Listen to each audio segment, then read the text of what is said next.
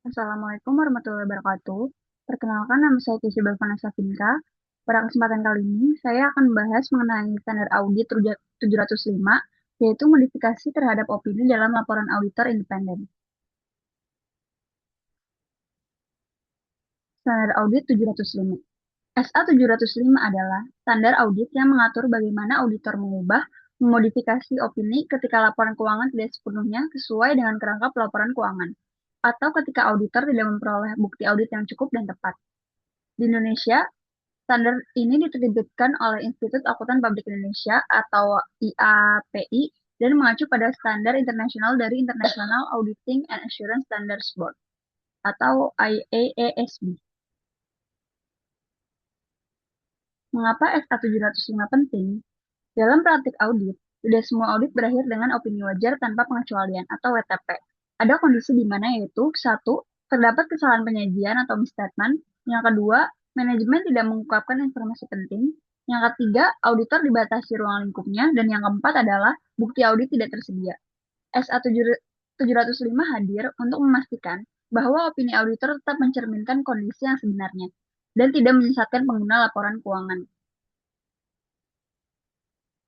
Penyebab terjadinya modifikasi opini. Yang pertama adalah salah saji material atau material misstatement. Salah saji ini dapat muncul karena kesalahan pencatatan, penerapan kebijakan akuntansi yang tidak tepat, pengungkapan yang tidak memadai, atau bahkan karena unsur kecurangan. Dan yang kedua adalah ketidakmampuan memperoleh bukti audit yang cukup dan tepat. Dalam kondisi seperti ini, auditor tidak memiliki dasar yang memadai untuk menyimpulkan apakah laporan keuangan telah disajikan secara wajar. Untuk memahami untuk memahami penerapan SA 705, ada dua konsep penting yang harus dipahami, yaitu materialitas dan pervasif. Materialitas berkaitan dengan seberapa besar pengaruh suatu kesalahan terhadap keputusan ekonomi pengguna laporan keuangan. Jika kesalahan tersebut cukup signifikan, sehingga dapat mempengaruhi keputusan investor, kreditur, atau pihak lain, maka kesalahan tersebut dianggap material. Sementara itu, pervasif menggambarkan seberapa luas dampak kesalahan tersebut terhadap laporan keuangan secara keseluruhan. Suatu salah saji dikatakan pervasif apabila tidak hanya memengaruhi satu akun, tapi juga berdampak luas terhadap berbagai elemen laporan keuangan sehingga mengganggu penyajian secara keseluruhan. Jenis opini dalam SA 705. 1. Opini wajar dengan pengecualian atau qualified opinion.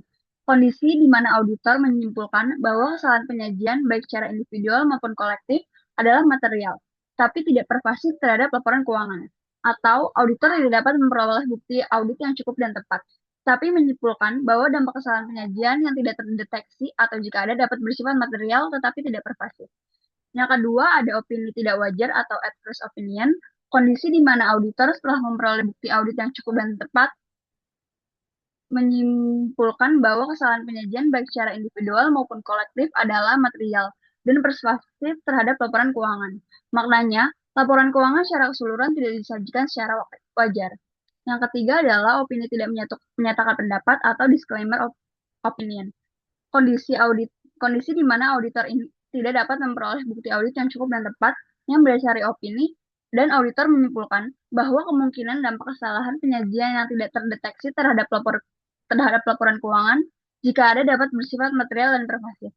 Maknanya, auditor tidak dapat merumuskan opini atas laporan keuangan karena keterbatasan lingkup yang sangat material. Proses auditor sebelum memodifikasi opini. 1. Identifikasi kesalahan penyajian material atau keterbatasan lingkup. Auditor menemukan bahwa laporan keuangan tidak bebas dari kesalahan penyajian material atau salah saji, atau tidak dapat memperoleh bukti yang cukup mengenai pos-pos tertentu. Yang kedua, evaluasi dampak atau pervasiveness. Auditor mengevaluasi apakah dampak kesalahan tersebut hanya terbatas pada pos tertentu atau bersifat meresap pervasif terhadap seluruh laporan keuangan. Yang ketiga, diskusi dengan manajemen dan pihak bertanggung jawab. Auditor mendiskusikan temuan kesalahan penyajian atau keterbatasan bukti dengan manajemen atau pihak yang bertanggung jawab atas tata kelola atau TCWG untuk meminta revisi atau bukti tambahan. Yang keempat, ada meminta koreksi atau adjustment. Jika ada kesalahan penyajian, auditor meminta manajemen untuk melakukan penyesuaian atau pengungkapan yang diperlukan. Yang kelima, ada evaluasi respon manajemen. Jika manajemen menolak memperbaiki kesalahan atau tidak memberikan bukti yang diminta, auditor mengevaluasi konsekuensinya terhadap opini. Yang keenam, ada pertimbangan paragraf penekanan suatu hal. Auditor menentukan apakah perlu penambahan paragraf penjelasan atau SA706 sebelum memutuskan modifikasi opini. Yang ketujuh, perumusan opini akhir.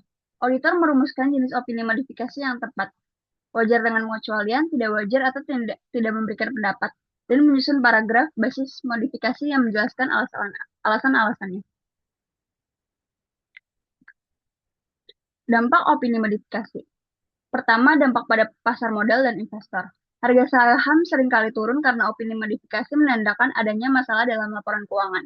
Investor cenderung menghindari perusahaan dengan opini tersebut. Yang kedua, dampak pada pembiayaan dan kredit.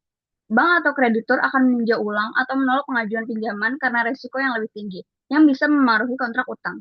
Yang ketiga, ada dampak pada manajemen dan reputasi. Menurunkan kepercayaan pemangku kepentingan atau stakeholders terhadap keandalan laporan keuangan perusahaan. Dan yang keempat, kebutuhan tindakan korektif. Perusahaan diharuskan memperbaiki catatan akuntansi atau memberikan bukti audit yang memadai agar opini menjadi wajar di masa mendatang. Terima kasih atas perhatiannya. Wassalamualaikum warahmatullahi wabarakatuh.